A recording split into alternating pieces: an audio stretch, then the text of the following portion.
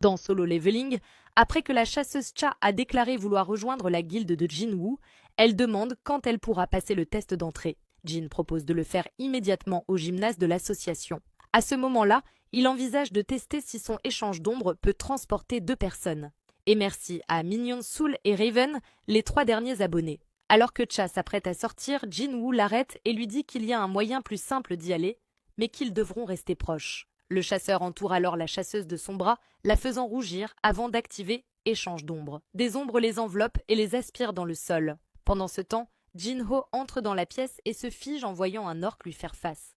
Il regarde, choqué, la créature attraper son plat et l'engloutir en une bouchée. Les lumières s'allument dans le gymnase alors que Jinwoo et Cha apparaissent. Cette dernière, stupéfaite, réalise qu'ils ont été téléportés. Jinwoo pense « J'avais raison », il comprend que échange d'ombre fonctionne comme un portail. Son emplacement devient l'entrée et son ombre la sortie. Le temps de recharge est peut-être de 3 heures, mais avec cette compétence, il peut voyager n'importe où dans le monde. Jinwoo déclare « Commençons ». Mais Cha se rend compte qu'elle a oublié son arme. Jin lui demande en plaisantant si elle parle de la pioche. Honteuse, elle rougit, se rappelant que c'était la première arme qu'il l'avait vue utiliser. Cha répond que ce n'est pas son arme et Jinwoo rit, avouant qu'il plaisantait. Toujours rouge, elle dit qu'elle peut trouver une arme correcte dans la réserve. Elle ouvre la porte avec sa carte et annonce que les armes ne sont pas extraordinaires, mais adaptées à un entraînement. « Je suis prête », dit-elle en sortant avec une épée. Jinwoo lui demande si elle est à l'aise avec, notant que ce n'est pas son épée habituelle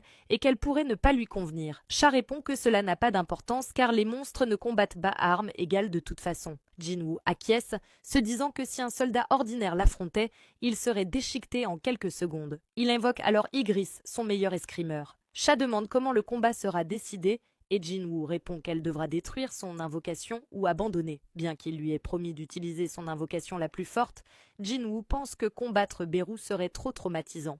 Alors que Cha se prépare à l'affrontement, Jinwoo se rappelle soudain qu'elle avait dit que les armes n'avaient pas d'importance. Il lui demande alors de se retourner pendant qu'il consulte un Ygritte perplexe. C'est à ce moment-là qu'il lui confère l'épée longue du roi démon de rang S. Maintenant, commençons, déclare Jinwoo, marquant le début de cet arc. Abonnez-vous pour la suite.